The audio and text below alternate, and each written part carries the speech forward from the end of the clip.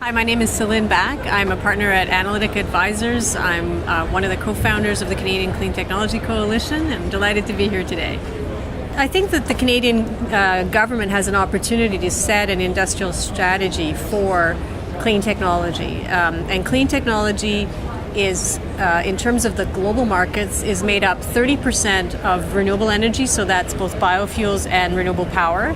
60% is downstream, which is the use of energy, so energy efficiency, smart grid,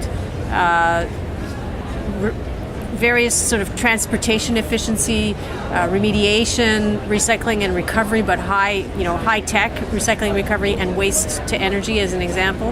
And then the last category is about 10% of the global market, and that's water.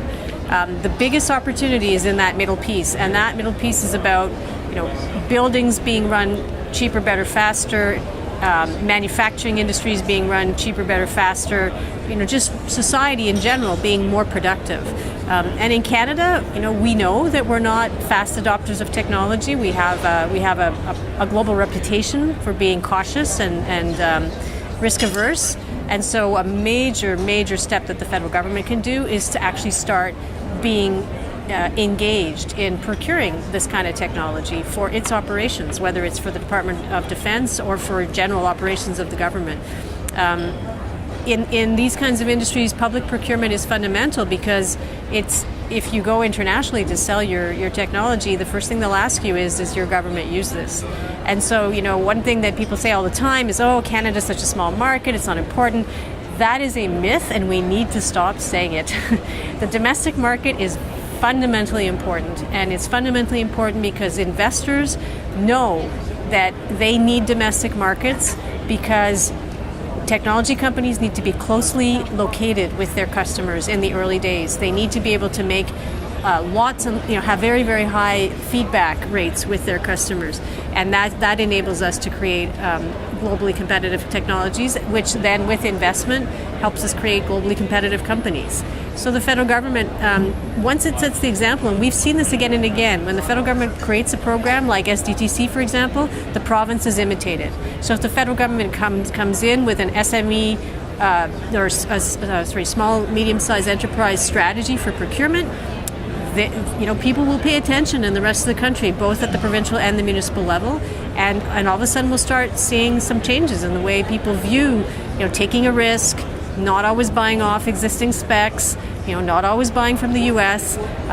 One of the members of the Canadian Clean Technology Coalition, of which I'm a co-founder, says that in Canada we have a Buy America policy that's even stronger than in the U.S. because we buy America, with just as much vigor as our American neighbors do. So today, the government is engaging with SMEs and with procurement through a pilot, which is called the Canadian Innovation Procurement Program. And that's a $40 million pilot, which is being managed by Public Works and Government Services. And that is a program that is in part that is available to clean technology companies and that is viewed very positively. The Canadian Clean Technology Coalition has made a formal recommendation in its submission to the Finance Committee for 2012 budget that program be extended. The Jenkins report, which is the subject of a lot of discussion here at this conference, has also suggested that that program would be worthy of extension and made into a self-standing program rather than a pilot. Is there anything else you want to add? Yeah, I mean, one or two, I think, important messages as far as R&D investment.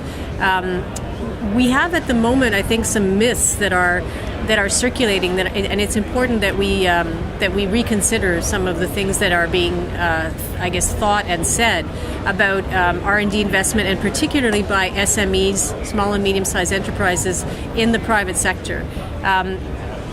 SMEs in Canada number approximately 1.2 million. And the R&D investment by those businesses is approximately $7.2 billion. I have seen slides presented by serious economists where they have taken the total amount of R&D, let's say in this case $7.2 billion, and divided it by the total number of SMEs and said, you see, our SMEs aren't investing in R&D. The average is just $6 million a company, or $6,000 a company. And, obviously that's an oversimplification, but unfortunately I've actually heard the Minister for Science and Innovation, Minister Goodyear, get up and say that our SMEs in Canada don't invest in R&D. I can tell you that for one industry, the Canadian clean technology industry, which is now a $9 billion industry, companies have in 2010 invested $1 billion in R&D. For a $9 billion industry, that's 12%. That's a research-intensive industry. In fact, that number, about $1 billion in R&D, is the same as the oil and gas industry, which is, these are Canadian companies. And so $1 billion over 700 companies that are on average 64 employees for $9 billion in revenue, half of which is for exports. Those companies are putting in the same amount of R&D as the whole oil and gas industry, which is an industry that's approximately $100 billion in revenue. The small and medium-sized enterprises that are innovation-based are absolutely investing in R&D. And I would suggest also that having seen some of the information from Statistics Canada that's being used to understand R&D investment by small companies, that it could be that our method of counting the R&D investment by SMEs is actually quite understated. That's a broader question, but I'll say, for example, in the case of clean technology, the industry is a $9 billion industry, and SMEs in Canada are responsible for about $500 billion of the economy. So it's about 2% of our SME economy, and yet SMEs are investing $7.2 billion in R&D. How can it be that one industry, clean tech, is investing $1 billion over $7 billion, which is 15% of the overall number, and the clean tech industry is only 2% of the SME part of GDP. There probably is an underinvestment and underreporting. Sorry, not underinvestment, but underreporting, and that $7.2 billion number, my sense is significantly understated.